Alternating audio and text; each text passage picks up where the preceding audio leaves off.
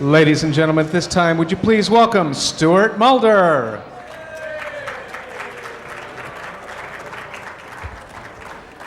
Thank you. Paul asked me to come up here to introduce our next speaker. So let's start off by telling you a quick story about Bruce. Last spring, I had dinner with Peter Molyneux, and Peter told me about a conversation he and Bruce had had. And for some reason, the conversation turned to how they wanted to be remembered. And Bruce told Peter that he wanted to be remembered as being a really nice guy. And the funny part of the story was that Peter was still trying to grok this concept months later. Bruce really is a nice guy. It means a lot of different things to different people. For me, things that have always impressed me: Bruce's fundamental honesty, his humility and thoughtfulness, qualities that are sometimes hard to find these days. The other thing about Bruce that's always been interesting to me, in an industry often dominated by brash personalities and loud voices, it's been Bruce's quiet, thoughtful conversations that have always stuck with me the longest, and Bruce's simple ideas that have provoked the longest reactions from me in terms of having to really think about and ponder the full implications of what he said. And hopefully you'll have some of that experience yourselves today, so you get a chance to listen to Bruce. Bruce, come on up. Thank you. Thank you. This is the second time Stuart's introduced me as a nice guy. And I'm thinking, well, geez, don't nice guys finish last? And then I think to myself, well, maybe nice guys finish last in individual sports, but I think game development is a very collaborative thing. You know, and I'm living proof that if I am really a nice guy, that if you're on a great team, you can still be you can be a world champion if you're on a great team. So my speech today is, the board asked me to talk about our theme, which was, you know, innovation, being basically innovation. And I came back to a conversation that I had several years ago with a fellow, I think he's here today, Francois Marcia Pinto from Infogrames, and we were talking about games around the world. He's basically a talent scout, a business development guy, and he said, well, you know, we were talking about various markets and world developers, and he said, well, I saw like half a dozen Diablo games coming out of Asia, and I really couldn't buy any of them. There was nothing there for us. They were just clones. And I'm thinking about, well, you know, what was going on there that they made that mistake? They made a game that they really couldn't do something with. And how did our little company start from scratch and go head to head with, you know, the world's greatest games at the time, the best real-time strategy games, and how did we manage to succeed in that tough environment? I mean, there's people tried to imitate. In a sense, we tried to imitate, or we borrowed as well, but we were successful and they weren't. And that was sort of the genesis of what I'm going to talk about today is I think we were different and we were innovative, and we didn't really try to imitate. We borrowed, but we didn't try to imitate. And some of the games that don't make it too well or fail often are too much of an imitation and not this idea of being different and being innovative. I'd like to start with a couple definitions just so that you understand what I'm saying as I go forward. But these three definitions, I'll use these words in my presentation. Basically, derivative games, and that I mean it's a game that's based on an existing genre. So I think Age of Empires, the series, were derivative games. They were built in the real-time strategy genre. I'll talk about other types of games just briefly. And I mean, when I talk about what's different, differentiate, what does that mean? Well, to me, I think I've thought about this, and different means it's a vision level attribute for a game in terms of what it looks like, or basically the topic or the period. So it's a high level, like in your 1 or 2 word vision statement for your game. I think that's where the different enters. So Age of Empires was sort of like the real-time strategy games were popular, but it was based in a historical framework or a human experience framework, not science fiction or fantasy. That made it different. Also, the graphics were crisp and realistic. They weren't dark or gloomy or more cartoony. There was different there. So that's a vision of how you are different. And then innovation, which is one of the themes for our D.I.C.E conference here. I see innovation being like play level attributes of your games, things that are happening when you're actually playing. How can we innovate and do things that no other game has done or done well? So keep those definitions in mind as we go forward. I'm talking about derivative games that are based on an existing genre, that are different at the vision level, and they're innovative when you play them. So just my goals here. I hope that this will be a suitable topic. I hope so. I want to define derivative games versus other types of games. I want to describe the risk of derivative games, where you can fail. And certainly I think if those fellows who made games in Asia were trying to follow the leader they thought was Diablo, as far as my friend from France was concerned, they had failed. He wasn't interested in selling their game elsewhere. Suggest how derivative games can succeed, how you can follow the leaders in a genre and still be successful. I think it can be done. Our games have certainly proved that you can follow the leaders and still be wildly successful. I want to, after we get through my definitions and a discussion there in terms of theory, let's talk about, I want to use Age of Empires as a case study. I'd like to pull in some other ideas too, but that's the one I'm most familiar with, and I think that's the one I feel most comfortable with describing how we did what we did, and talk about what policies we have within our company at the development level and also at the cultural level that we think foster this getting to different and getting to being innovative. Just quick sources of game concepts. Three of these came to my mind pretty quickly, and that was licensed intellectual property, like a Star Trek game or something else. And they, as far as being successful, I think they're largely dependent on their license strength, just how good is Star Trek, but it doesn't always carry forward. You still have to make something good happen there on screen. And I also think they're kind of restricted when you're working on licensed games. There's fees you've got to pay. Your creativity is kind of boxed in maybe around the concept, and I'm not sure that they're fun to make. We've had opportunities at Ensemble Studios to do licensed properties and some really big, fabulous licenses that came our way, and we've always consistently decided that we can do something internally that we like better, and not have to pay these fees, not be restricted, and own that property. So we've always chosen not to do licensed games, but that's certainly one source of where games come from. Another one that I didn't is pro sports. I mean, in a sense, that's a license you're working with. When you're making a game against the NFL, that's really a license you have to use those players and make those games. Now, I mean, certainly people can have fun making those, but it's not something to me that was, our guys or I really ever wanted to do. Another source is original concepts. And I think this is the most difficult thing to do, and this is the kind of thing that, like Oddworld, those fellows are doing, and like Maxis has done with their original concepts, and Sid Meier, my friend who was speaking here today. I mean, there's a guy who's generated a lot of original concepts. I think those are cool. I mean, that's like the holy grail, being able to create a new genre, but I think they're also risky. They're difficult to make, they're difficult to market. It's hard to walk into a publisher's office and say, I want to do something no one else has ever done before, and right away they're thinking, uh-oh, They're going to feel a lot more comfortable when a studio like ours just started recently.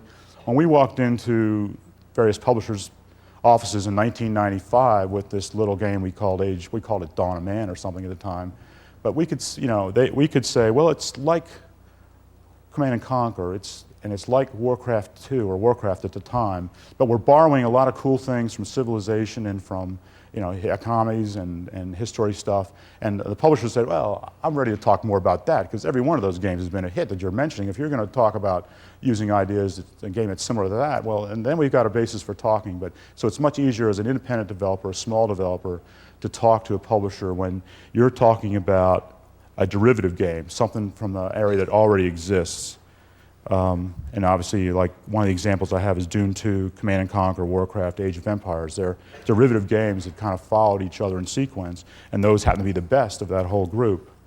I think what happens is that among certainly the publisher level, the perceived reward versus the risk in a genre that's known to be successful, of course, is they're comfortable, at least at that level, they're comfortable and they're willing to talk further. So that's what we call the derivative game advantages. There's less risky. In the marketplace, brand and genre association, people say, okay, it's like Warcraft 2 except it's historical. Okay, I get that. I think that sounds like it could be cool. So people understand the concept up front. That's just not the publisher, that's the consumer. When they see that game and they look at it, they say, well, I'm interested in this. This looks good. So this is where derivative games have an advantage.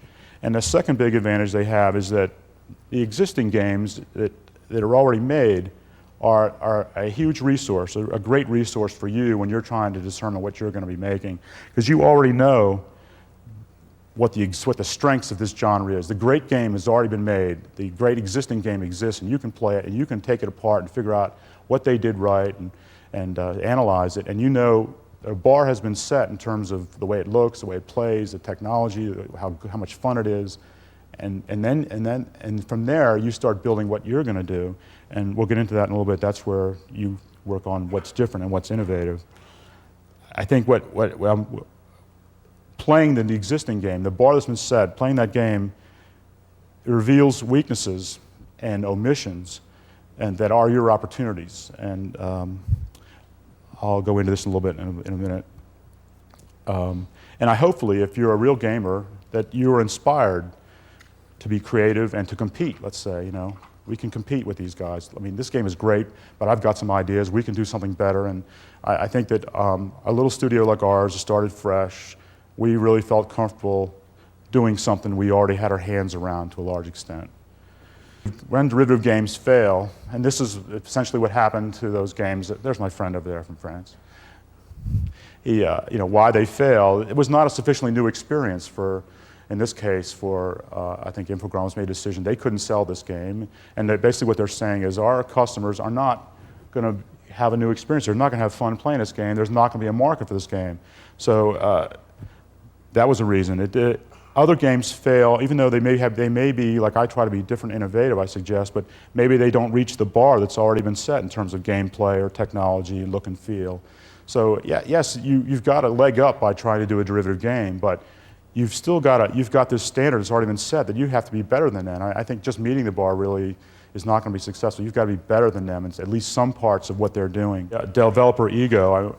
I think developers can make a mistake and they don't think about really what is the challenge that they're trying to beat. This comes back to me. It came back to me a couple years ago, not that long ago, but I was reading in a magazine about a fellow whose game, they were making a real-time strategy game, and he was talking about he hated wood chopping in the games that were popular right then, and he wasn't going to have any wood chopping in his game. They was going to eliminate all that stupid wood chopping, and basically wanted to eliminate the economic side of his real-time strategy game. I'm thinking to myself, I just smiled. I said, congratulations, you can have all the non-wood chopping game buyers and we'll sell games to all the people who like wood chopping. Because I think that there's an awful lot of people who like that economic side. I mean, the casual market was a big part of the AIAS success. So I think that we want to sell games to people.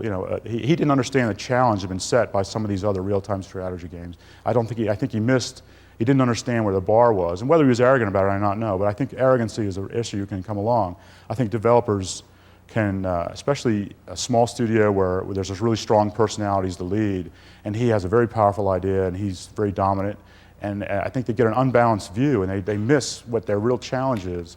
So I think developer ego can be a problem at this level of being a derivative game. I think when being derivative works, well, I think being different is good. I absolutely believe that our game being a historical game was a huge part of our success versus the other games in the market at the time, which were based on science fiction and fantasy. And even today, we're just beginning to see now, like 5 years later, that other people are starting to do real strategy games in historical periods.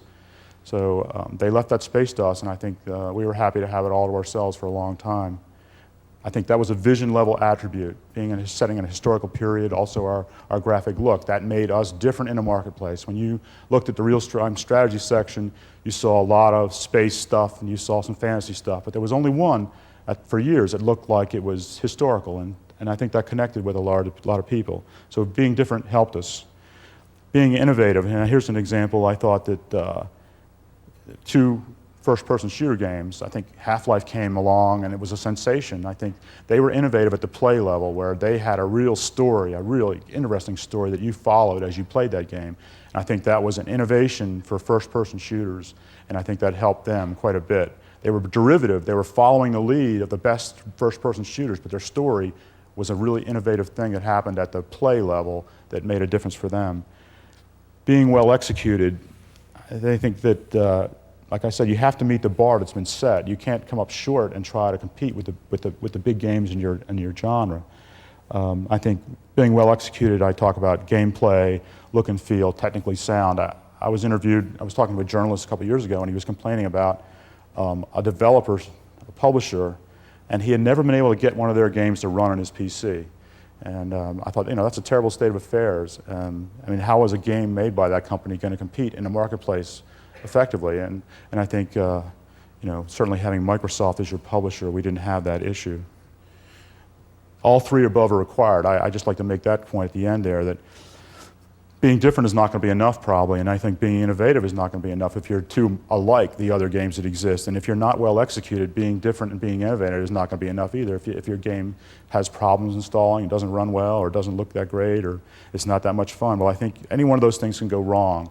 So derivative games have an advantage, but there's also, it's not like it's simple. I'll touch back here with the Age of Empires example. Where we were in 1997, we were getting close to the completion of our first game. And at that time, Command & Conquer and Warcraft II were the dominant games. They were selling hundreds of thousands of units, and it was a sensation for somebody like me who had been making games for close to 10 years by that time. And our goal at Microprose was sell 100,000 of something, and that was a winner. So 500,000 was a shock. That was like, we want to be in that marketplace. But a lot of people wanted to be in that marketplace. There was a lot of derivative games coming, and I remember reading the article that appeared in Computer Gaming World. That we looked at that for sure. There was like 50 plus real-time strategy games in development in 1997, and I mean, we were too stupid to be worried about that too much. I think that's a scary thing. You're trying to jump into a genre, and there's 50 other development studios trying to jump in there with you. I mean, that's pretty daunting, and if we were wiser then, I don't know what would have happened, but at the same time, I think, we took care of our own business. You really can't deal with what other studios are making, and we just concentrated, we had our heads down, and nobody knew who we were, and we had Stuart's support, and we kept chugging along, and only of those games, of those 50 games, there's certainly several that won a lot of critical acclaim. Total Annihilation comes to mind, and Dark Reign, and Age of Empires all shipped within a couple of months of each other, and reviews for all were great. But I think that after we can look back now over time, we can see that Age of Empires was the only one that joined the elite at that time in terms of sales success, and that's an interesting question, one we've been asking ourselves since that day, because whatever the magic was about Age of Empires, as we went forward, we didn't want to lose that. We wanted to make more games, so we had to figure out in our own mind, what did we do right? What did this group of Texans do right? That got us, up to the same level of the stage with those great games. I think part of it was we were clearly different with that historical look and feel, and we had that realistic, organic look that separated us from all the vehicles running around the dark, gloomy world, landscape. The sun, it's not an accident that the sun shines in Age of Empires. We made that. That's Tony Goodman, our studio head, was our art director at the time, and he wanted primary colors, he wanted a bright, inviting world, and I think that helped us connect with part of the market. And it was innovative with some, I'll go through a list here in a minute of things I think we did were innovative for real-time strategy at the time. And I think, Microsoft gave us the time to make sure that game was well executed. It came out of the box, it ran right, and it was, a quality product in every way. It looked great, it played well, whatever. Outside this discussion, I say here that outside discussion, yes, we sold very well, and our games have sold very well since. And outside discussion, I say we had the advantage of Microsoft publishing and marketing, and I wouldn't want to minimize that. And another thing we had going for us was I think we did a good job of making sure the casual audience, the non-traditional hardcore RTS gamers could play our game, have fun with it, and feel comfortable with it. And we're thrilled to find out that 5-year-old kids are playing our game and liking it, and that even older adults are playing our game. One of our artists, his father, has played every scenario in the Age of Kings over and over again. He keeps ratcheting up the level of difficulty. But that's not the traditional RTS audience, but they're buying our game, and I think that connecting with the casual audience is not really part of this discussion today, but I don't want to, I think it's maybe incorrect to say, if you're just different and you're just innovative and you're just well executed, you're going to do well. I think there was other things going on. Having a great publisher was certainly part of that, and making sure that our game was good for the non-traditional RTS audience, the casual audience, that was also big. But I'm going to concentrate on how I thought we worked our way to different, how we got to being innovative. Those are two things that I think are appropriate for the theme of the D.I.C.E conference today. Age of Empires was different. Remember, I'm talking about the high-level vision attributes of your game. I prefer the expression human experience. Our games are related to what human beings have done, will do, could do, and I don't like being called our games being history. I think that's a little too restrictive. And then people start asking me, well, you know, this unit doesn't really look like that, or something like that, you know.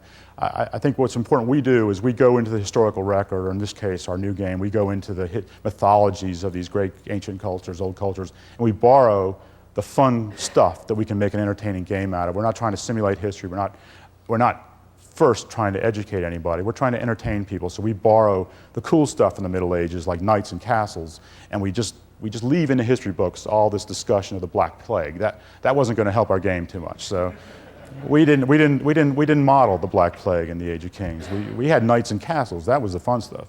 And trebuchets. I mean, how many people in the world know what a trebuchet is today because Age of Kings was shipped. The human experience versus sci-fi or fantasy, I think, again, that helped us with the casual market. The crisp, realistic, bright world. You know, I mean, I love the Blizzard games. We love the Blizzard games, but they have a different look to them. They use the primary colors, but they have a little darker look to it, and it's a little cartoony characters. And I mean, there's no doubt those are wonderful games.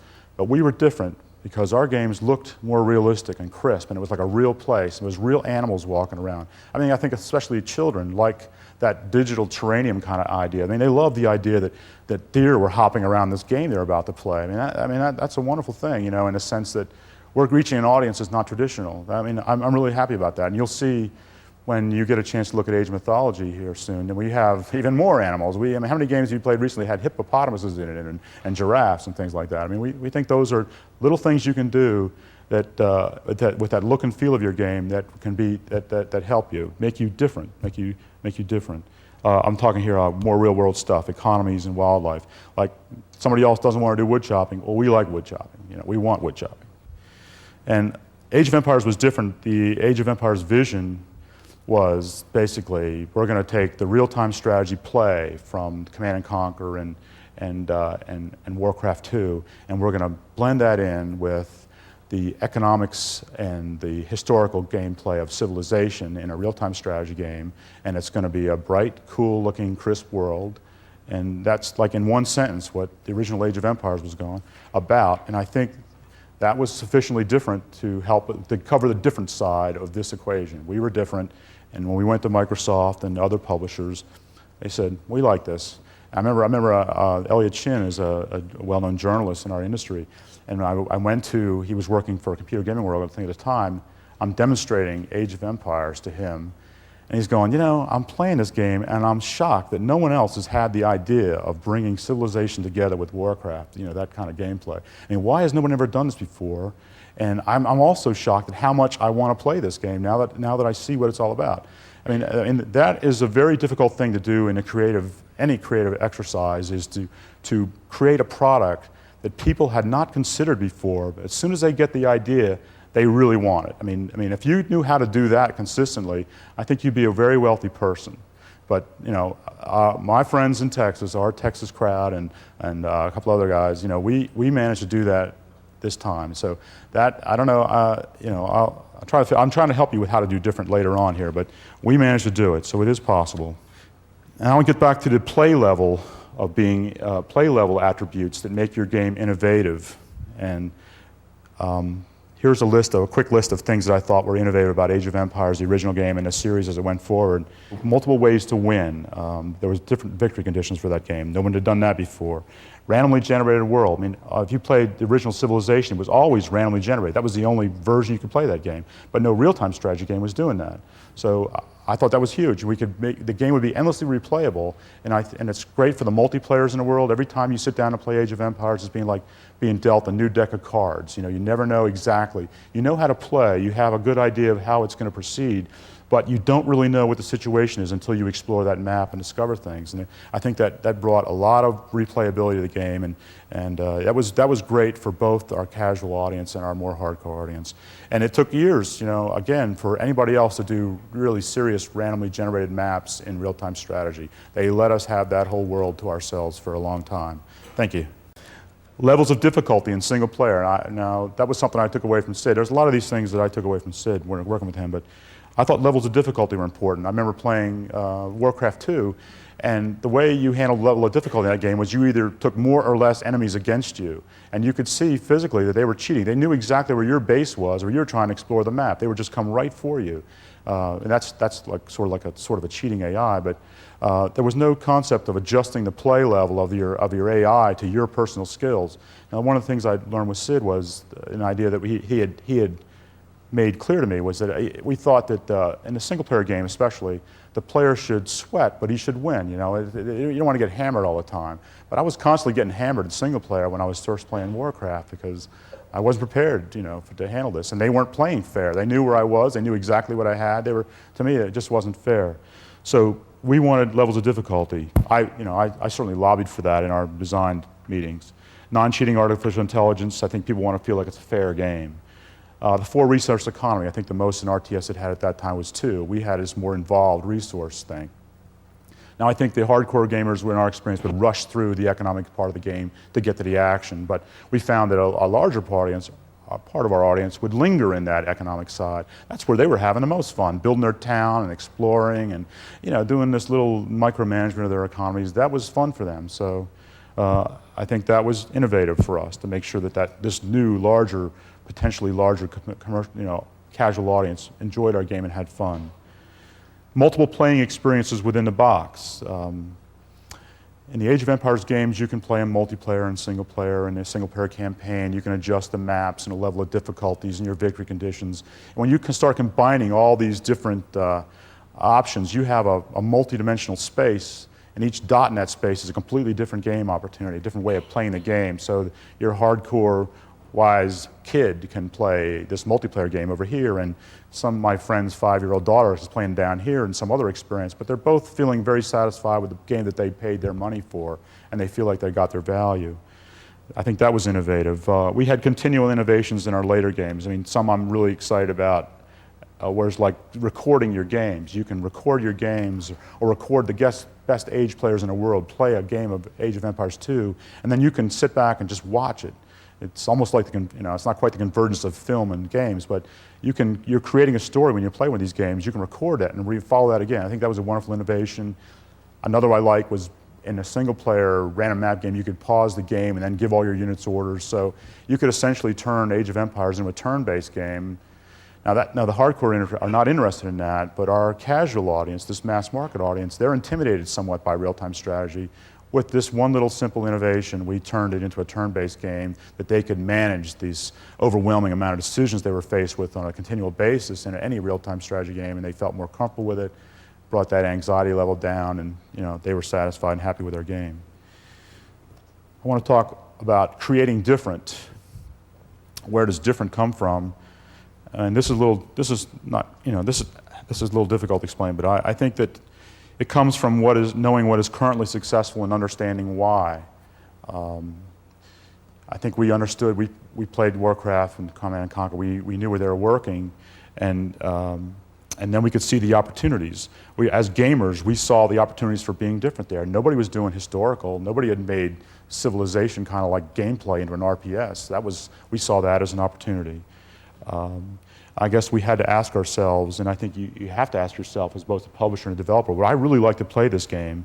And the more important part of that question is, would millions of people in the world agree with me?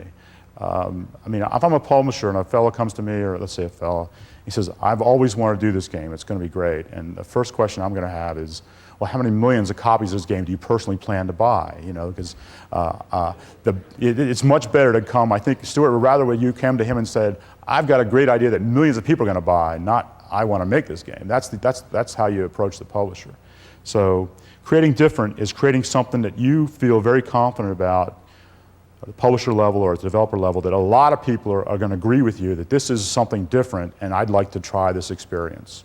So I think Being different comes from being a gamer, seeing the opportunities based on what the market has already got, and where there's nothing, and that there's an awful lot of people who would like to try that product. I hope that's a start on understanding how it's different. We certainly saw that being historical was different and an opportunity at the real-time strategy level in 1995.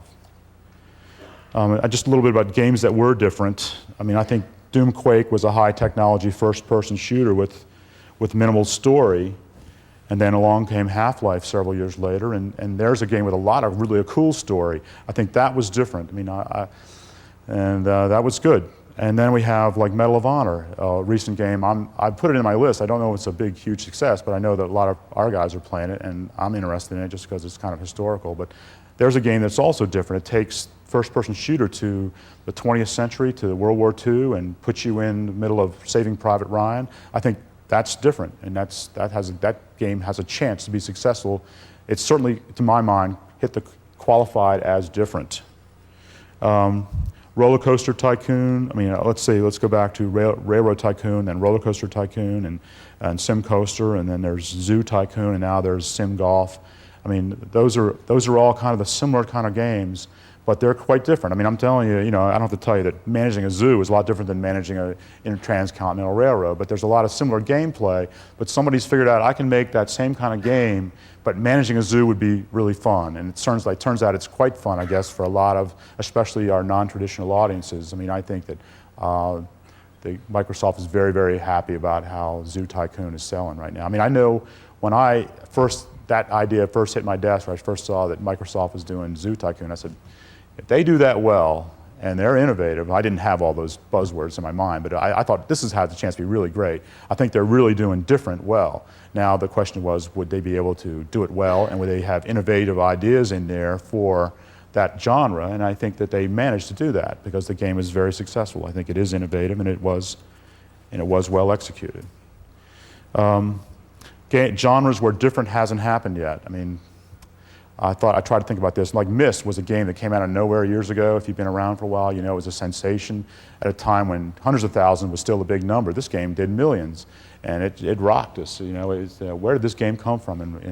And since then, a lot of people have tried to imitate that, or imitate's the wrong word, but they've tried to be a derivative game, let's say. Let's use my own definition. Derive a new game out of Myst. And I don't think anybody's ever managed to do that yet. No one's been able to do it differently. No one's been able to innovate in that genre, and they haven't well executed. I'm not even sure that the guys who made Myst did it right the second time, I mean, they did something wrong the second time because that second game never came close to their first one. So they failed somewhere along the line of not being different enough, not being innovative enough, or not executing well. Something along they failed.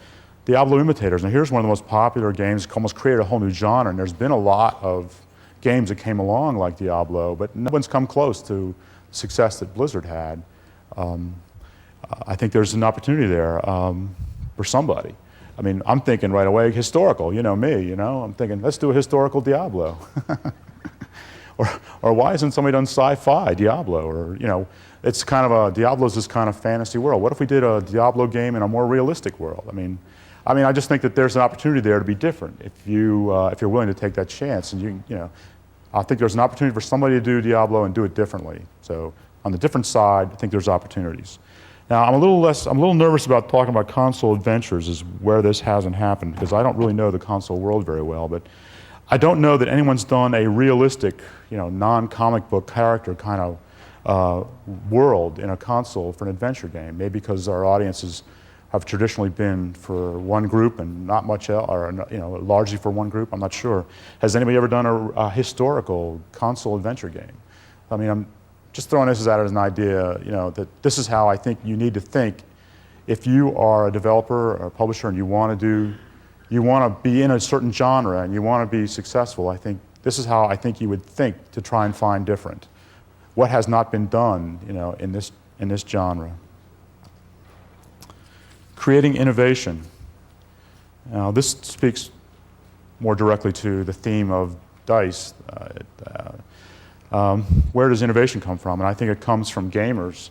And as a developer and a publisher, studio head, I think you have to listen to gamers, and it helps if you are a gamer. I think I mean, we've always felt good about our Microsoft relationship because both Stuart, who might be the largest game collector I know, and somehow our meetings always turn into game sessions. That's fine with me. And Ed Freeze too. Ed Freeze used to make games. So those guys, that brought a comfort level. Usually it's the studio trying to make the publisher comfortable, but in this case, there was two-way action there because we were feeling more comfortable about our relationship with Microsoft because we knew that gamers were going to make decisions about the future of our products and whether we could keep going and things like that.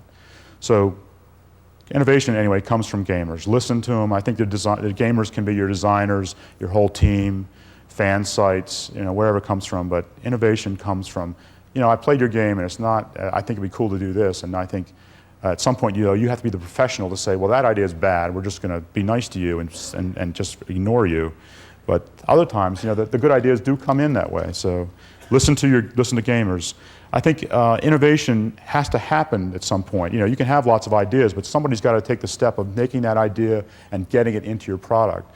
And we find at Ensemble Studios that we need to have the leaders in our company recognize this is a good idea and then champion the idea to the team and say, okay, we're going to disrupt our schedule and our, the way things are going here, and we're going to insert this new idea that's come along because it's great. It's worth doing. I remember in our experience, near the end of the original Age of Empires, we had the idea of the wonders of the world laying around for some time. Wonders of the world had been part of civilization. They had a function in that game. And we've been toying with what do we do with wonders? Can we use them somehow? And near the end of our project, we had this idea, well, why don't we just, instead of wiping out all the other civilizations on Earth, one of the ways you could win this game was you build a fabulous civilization. You win a game by creating something really wonderful. And when the measure of that wonderment is this huge monument that you built, this is really special. This is the pyramids of the Nile that marks Egypt as a great ancient civilization. They managed to do something no one else came close to. So the idea of the wonder came along, and it was not in our schedule or in our budget, and it took an effort to do that. But the champions, the leaders of our team, recognized and talked it up, and we just made that happen. So I think you need champions who have the clout, the people, the opinion makers in your company. And it doesn't have to be the CEO or the lead designer. It can be, there are people in most studios who other people listen to, and those people have to, if they get behind an idea, they can recognize an idea. You have to have those kind of people in your studio, and I think they can help make innovation happen. Creating innovation, in our case, I think a lot of it comes from our process. Again, this was something I learned and I championed in our company, was designed by playing. And that is this idea of prototyping your game early, get it to a stage where you can play it and you sort of iterate it all the way to the end. And I remember when I worked with Sid, we would have a new version on a daily basis, and it's the same way at Ensemble Studios. We design our games. We rely on our instincts as gamers to tell us when something is really a good idea and when it's not a good idea. And this was especially important for our little company when we started because there was few of us who had had any experience making games before. I mean, we had nice technical people and great artists, but they had not made games. But they were gamers. They had played a lot of games and they loved games. They were passionate about games. So we turned their instincts as gamers, their experience playing games, into a resource by making them our company policies. We design our games by playing them. And you test every week at least once, and we want your feedback. We draw in your feedback. So we had not just a few designers deciding whether this feature was working. Essentially, our whole company was asked to take part. And as we got more involved with Microsoft, we expanded that base of opinions to a Microsoft team up in Redmond who were also telling us what they were thinking. So the instincts of that larger group helped shape our product. And I feel pretty strongly about this design by playing idea. I can remember within the last year that Age of Mythology got to the point where we were really able to play it multiplayer, and all the pieces were essentially in there, and it was we were there to play it. And to me, that's a big milestone because of our experience so far working together in our team and our games we've made. At that moment, I felt it's inexorable. Age of Mythology is going to be a great game because the way we do it and our process we go through, it can't come out bad the way we make this design by playing. The innovation is going to happen. The new stuff is going to work. So it's just getting it done on time and reasonable budget and reasonable time frame, but it's going to happen. Creating innovation, another point, know what exists, what is working, what is not, and why. I remember when we were just getting started, when our first game, and we had this idea that we would look at all the other games in the marketplace that we wanted to borrow from, and we would make a list of what they were doing right, what was cool about this game, and then what they weren't doing right was another list, and then maybe another list which was just great game features we've seen in all kinds of games. And we had these multiple lists. And out of that list, comparing all those lists, we made our feature list for what would be in Age of Empires. And what we did there, without knowing what we were doing, is we had taken a measure of the bar that existed already in real-time strategy with these, because we had all their great features. Using our instincts as gamers, we determined what was good about these games, and that was the bar that we had to meet. And then we had this other list, which was things they weren't doing well and things they had not done at all, and that became our opportunity list. This is where we will innovate. We will do things that no other real-time strategy game has done yet. And between those two lists, the one list which was the bar we had to meet, and the new list, which was the opportunities that they left for us. They can't do everything. They can't make everything happen in their games.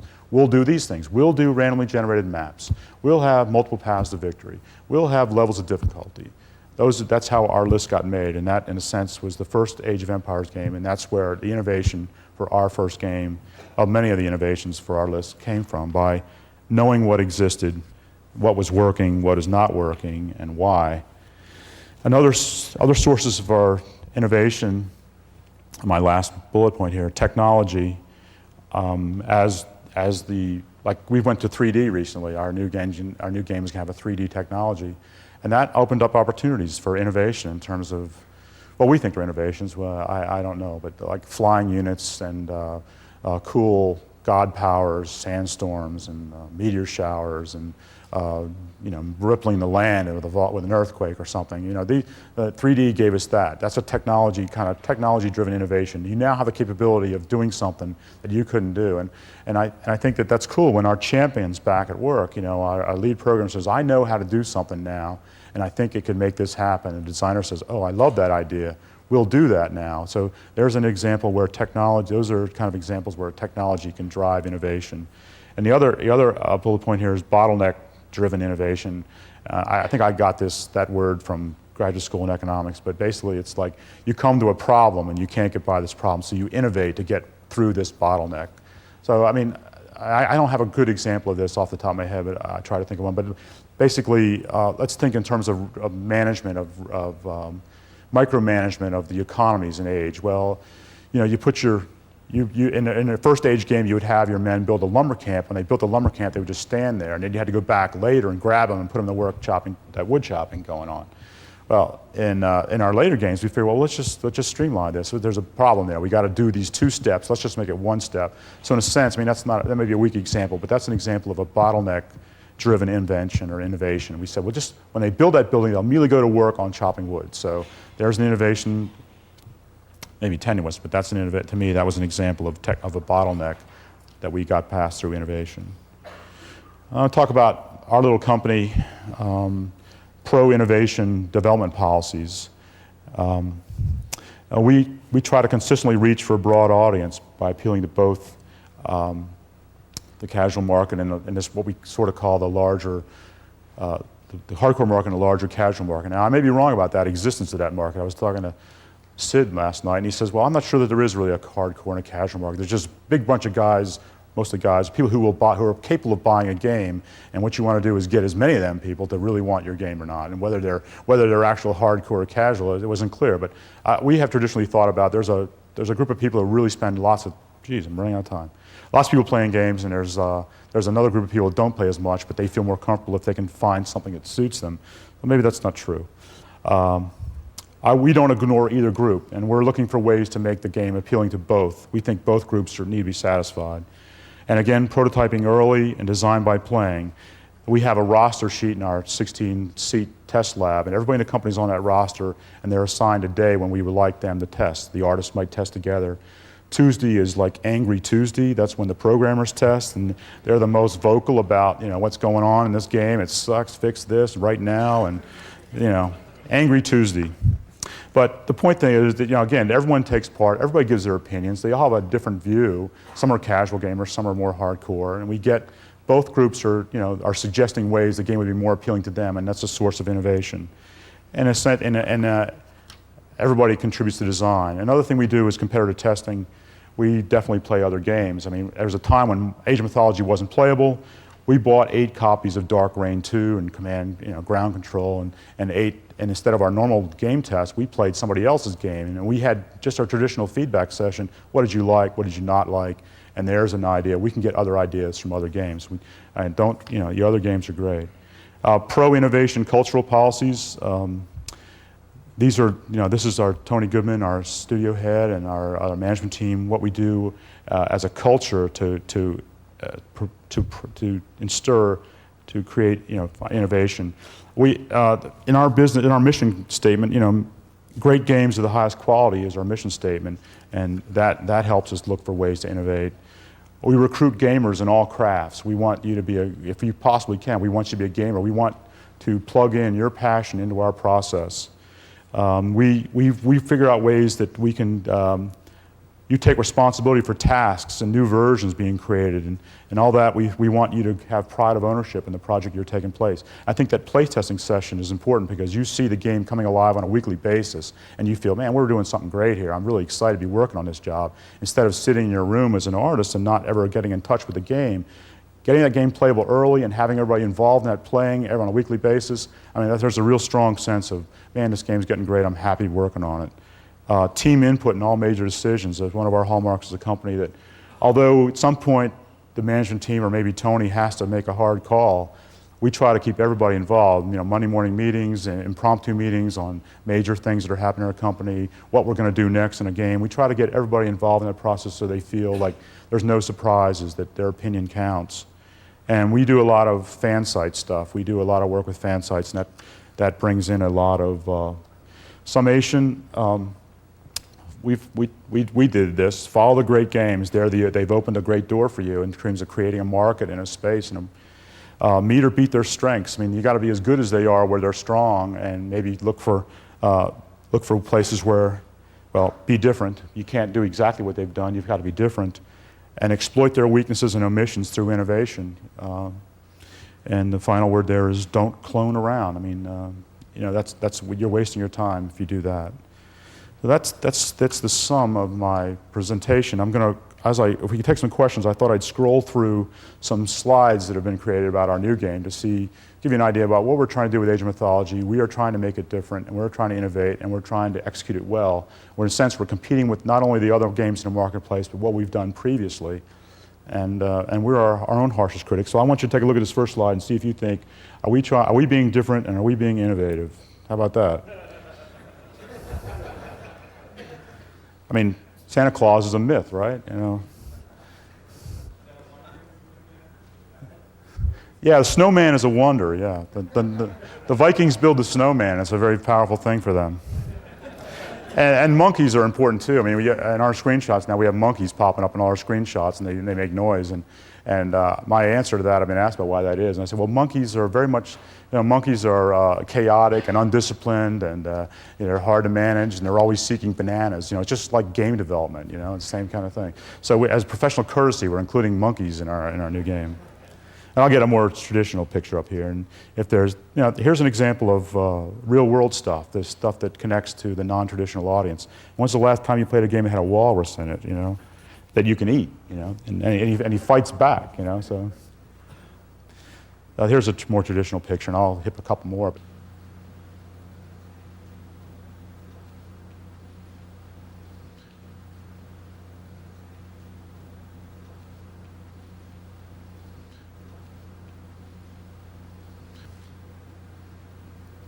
This looks a little better when it's moving. Ancient Egypt.